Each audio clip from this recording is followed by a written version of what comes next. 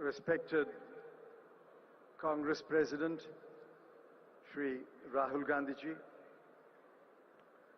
respected Srimati Sonia Gandhi ji, respected Dr. Manmohan Singh ji, my colleagues, friends from all parts of India who've traveled long distances to this historic 84th plenary session of the Indian National Congress.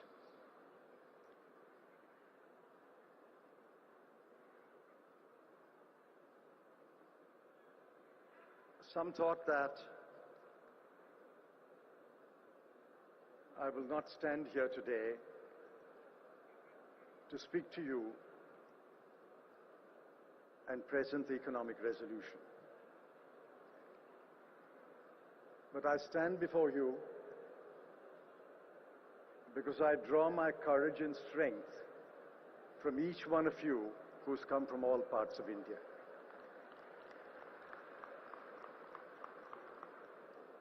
If there is steel in me, it is a steel that is instilled in me from 45 years of association with the Congress Party.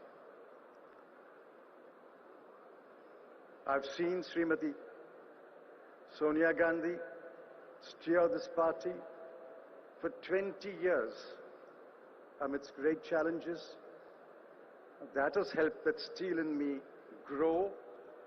And today, with your good wishes, I wish to present the economic resolution at this plenary session.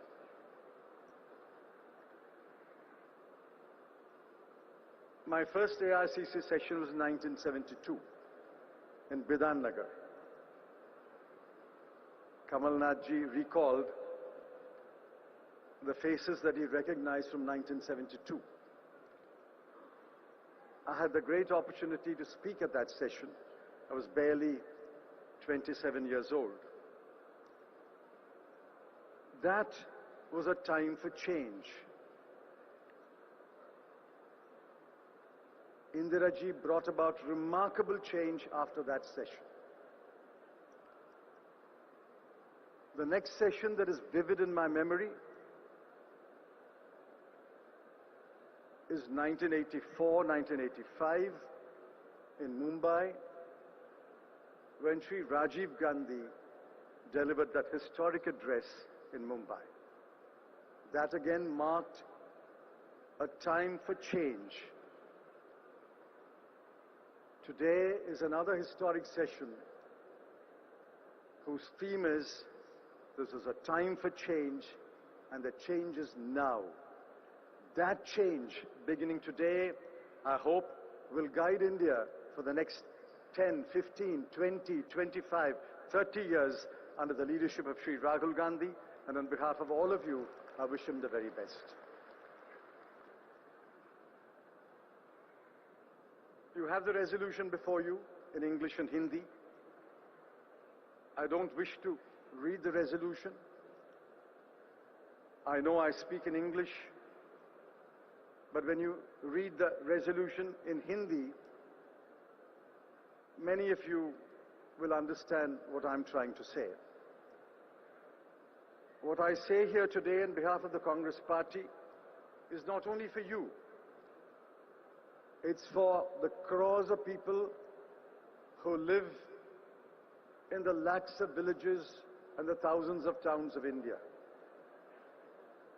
It is for Indians who have migrated temporarily or permanently, who live and work abroad. It is for other countries of the world which wish to know in what direction India will go, how India will integrate with the rest of the world, and how India's economic policies will affect the rest of the world.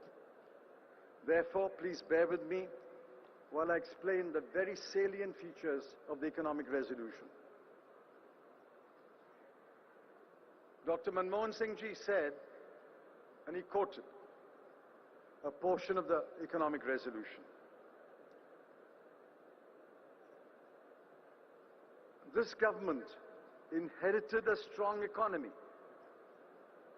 According to their own numbers, the economy was growing at 6.3% in 2013-14. Every government inherits an unfinished task. You are in government for 5 years or 10 years, and you leave behind an unfinished task. The task will never be finished. It won't be finished in my lifetime. It won't be finished in your lifetime. It will continue from generation to generation. The current phase of economic growth began in 1984 when Shri Rajiv Gandhi first sowed the seeds of liberalization in the thinking of the Congress Party. It gathered momentum, it gathered a new life, it gathered content under Dr. Manmohan Singh. And after 1991,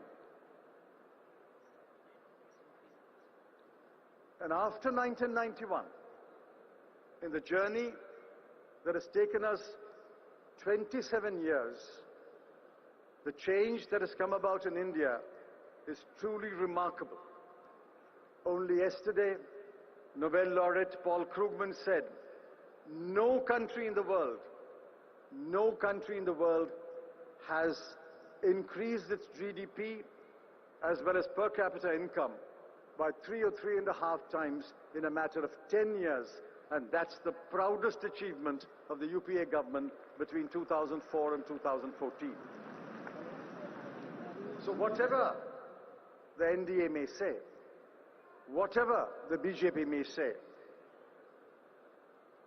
the record speaks for itself. The world acknowledges the remarkable contribution made by the UPA government. But what did they do? What did they do with their inheritance? Firstly, when world growth was picking up, the Indian economy, according to their own report, decoupled itself from the world economy. The economic survey says that there are 3 main challenges which were not addressed in the last 4 years: education and health, agriculture, employment. And then the most severe indictment: in the last 4 years, real agricultural GDP and real agricultural incomes have remained stagnant. I want to ask the BJP, I want to ask the Prime Minister, if in 4 years you did not address the challenge of education or health or agriculture or employment, if in 4 years the farm sector has become relatively poorer, if in 4 years the average farmer has become relatively poorer, what the heck have you been doing in the last 4 years? This is a question that the Prime Minister must answer. Linga? Demonetization was a big lie. There cannot be a greater lie than demonetization. They said, we will abolish black money. We will put an end to corruption. We will stop fake currency. Have they put an end to black money? Every rally, every public meeting with the Prime Minister, is it financed by any money other than black money? Have they put an end to corruption? Have they put an end to fake currency? Barely days after demonetization, even before you and I saw the first 2,000 rupee note, engineers in Kandla Port Trust in Gujarat were found receiving bribes in 2,000 rupee notes.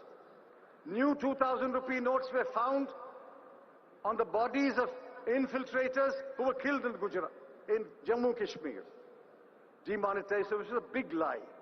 And the biggest lie is 15,44,000 crore rupees were demonetized. You know, I know that all the money has come back to the Reserve Bank of India, and the Reserve Bank is still counting the money and won't tell us how much has come back. Today is Ugadi. We all remember the people of Andhra Pradesh, Telangana, Karnataka and others who celebrate Ugadi. I think I should tell the Reserve Bank governor, why are you wasting time counting the money? Why don't you just go to Tirupati, get the hundi collectors, they count the money every day, they will collect it faster than your machines can collect.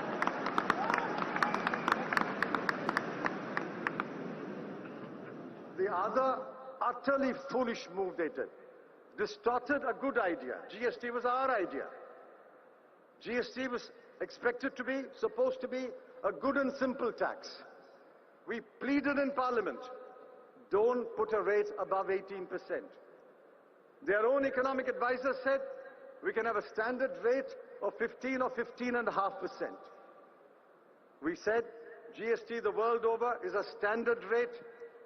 If you want, in the beginning, in the transition, you can have a standard minus rate and a standard plus rate, but please announce a standard rate. What did they do? They fleeced the people of India. They robbed the people of India. They fixed rates of 0.3, 5, 8, 12, 18, 28, 40, plus cesses on top of it. They distorted GST, wrecked trade, destroyed thousands of small and medium businesses, destroyed millions of jobs, and today GST has earned a bad name only because of the BJP government.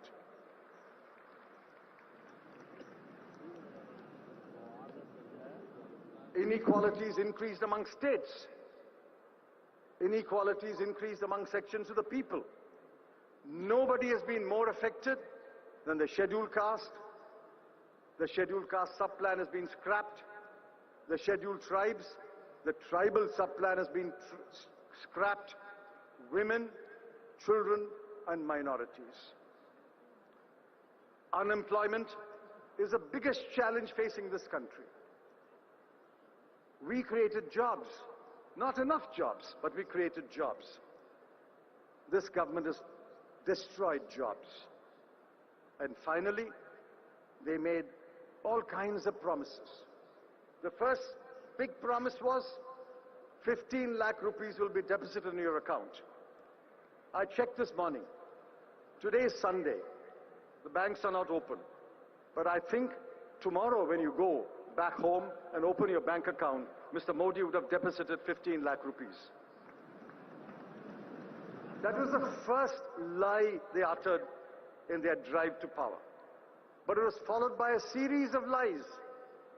A series of lies which the economic resolution captures. They said, we will put 15 lakh rupees in your bank account. They said they will create 2 crore jobs. They said there will be minimum government and maximum governance. They said, Achhe din aane wale hai. And they said, we will control inflation. They said that we will give fair prices to farmers. Every single promise has been broken. Let the BJP answer which one of the promises has been kept in the last 4 years. Friends, I want to tell you about our record and ask Mr. Modi what is his record. Our record is, in the 10 years of UPA, the economy grew by 7.7%. Never in India's history has decadal growth been 7.7% a year. What is the record of the BJP government in the last 4 years?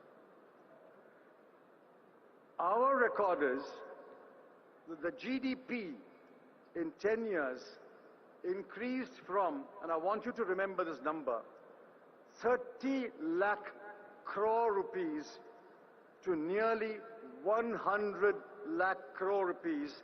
That is 3.5 times. Per capita GDP increased from 25,000 rupees to 85,000 rupees in 10 years. What is the record of the BJP government? Our record is agricultural growth was 4%. The BJP's record is 2.7%. Our record is minimum support prices were increased 3 times in 10 years. It trebled in 10 years. The BJP's record is for 4 years, they gave miserly increases in MSP, and suddenly in the last year, they wake up and say, we're going to give you MSP equal to cost plus 50%. Our record is farm incomes, farmers' incomes, increased by 40% in real terms in 10 years. Their record is, the Niti Aayog's report says, for the first time in India's history, real income of farmers has declined in the last 4 years. Suddenly, the Prime Minister says, and yesterday he went on to explain, how he's going to give MSP, which will be cost plus 50%.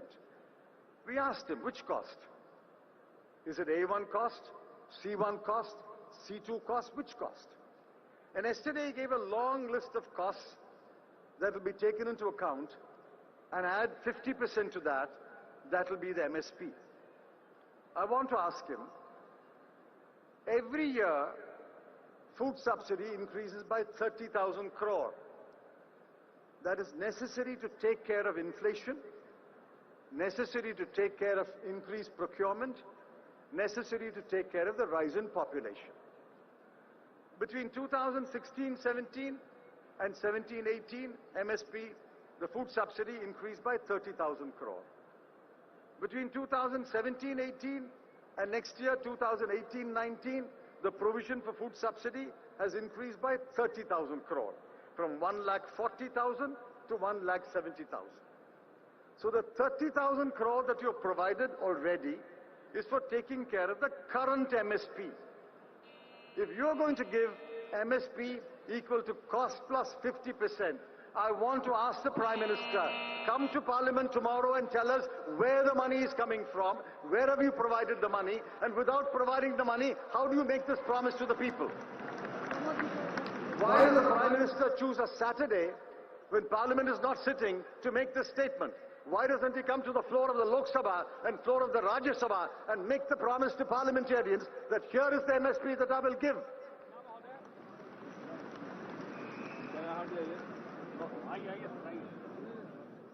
In our time, in the 10 years, exports increased from $64 billion, that is 6,400 crore dollars, to 31,400 crore dollars, an increase of 5 times. 6,400 crore dollars to 31,400 crore dollars. Remember this number, 314 billion. In the last 4 years, exports have declined. Last year, in 2016-17, exports were only $275 billion, and in 2017-18, it will not cross $300 billion. While we increased exports by 5 times in 10 years, in 4 years, exports have declined under the BJP government. When exports decline, jobs are lost. When exports decline, businesses are closed down. We gave education loans. When we left office, outstanding number of education loans was 25 lakh loans were outstanding. 56,240 crore rupees had been given as education loans. Today, no one gets an education loan. I ask you, any of you, please stand up and say, I know a brother, I know a cousin, I know a neighbor, I know a man in my village, I know a man in my neighborhood who's got one education loan in the last 12 months. Nobody has got education loans. Nobody can go to a bank and get an education loan today. In our time, we created jobs. I concede we did not create enough jobs, but we created jobs. People found jobs. Educated people found jobs. Others got jobs in the service industry. In 4 years of the BJP government, they have not created jobs. They have destroyed jobs. Demonetization destroyed jobs. A flawed GST destroyed jobs. They have destroyed jobs. In our time, stalled projects which got stuck, were revived. We set up a special committee and the cabinet looked at it practically every month, and a project that was stuck was started again. Look at their record. In 2014, there were 766 stalled projects. In 2015, the number went up to 816. In 2016, the number went up to 893. More projects are stalled today. Projects are not revived. Projects are not started. Projects are stopped. Projects are stalled. And finally, this is the greatest achievement of the Manmohan Singh government. 140 million people, 14 crore people were lifted out of poverty. Never before has it happened in the history of mankind. Never before has any country lifted 14 crore people out of poverty. I charge the BJP government, in the last 4 years, you have pushed people into poverty. Demonetization pushed thousands of people into poverty. 100 people lost their lives standing in the queue to get their own money. GST destroyed jobs. GST pushed people into poverty. Agrarian distress has pushed farmers into poverty. Daily workers have been pushed into poverty. Small and medium businesses that have closed down, their families have been pushed into poverty. If there is a survey today of the poverty ratio, I'm absolutely certain in the last 4 years, the number of people below the poverty line has increased in absolute terms rather than reduced. This is the greatest disservice that the BJP government has done to the people of India. And on this one count alone, we hear the voice of the people from Alwar to Ajmer to Gorakhpur to Phulpur to Araria. The people have spoken saying, this government, increasing and lifting people out of poverty, is pushing people into poverty. Finally, my friends, let me tell you on behalf of the Congress Party, the country faces a crisis. It will go into a deeper crisis in the last year of this government. This budget has provided no answers. This budget is the handiwork of a government which is completely helpless, completely clueless, completely directionless. I'm afraid 12 months from today, whoever comes into government will face a major crisis. The one party which can bring this country out of crisis is the Congress Party. Why do I say that? I say that not out of arrogance, not out of conceit. I say that because we have done it before and we can do it again. We have done it before and we can do it again. For the farmers, we promise debt forgiveness, generous credit, remunerative prices, and a safety net. You may ask me, how are you confident you will do it again? Yes, we have done it before.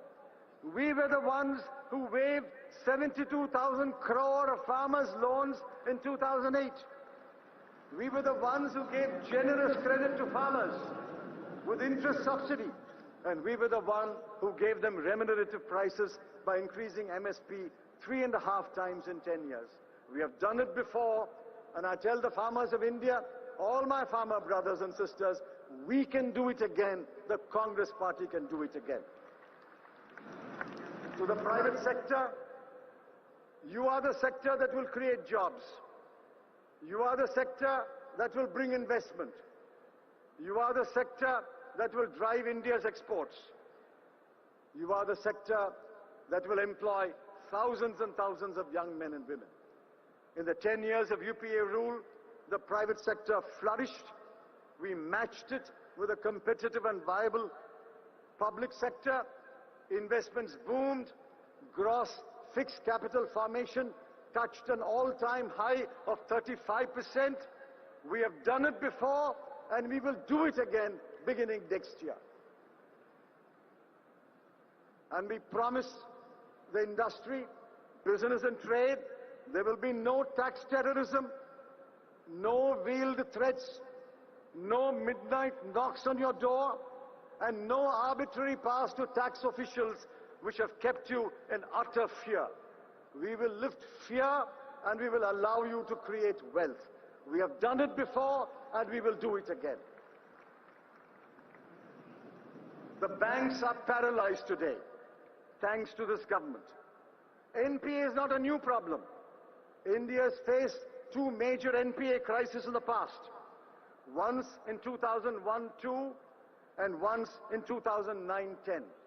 On both occasions, the Indian banking system was relieved of the NPA problem by sagacious decisions, by wise decisions.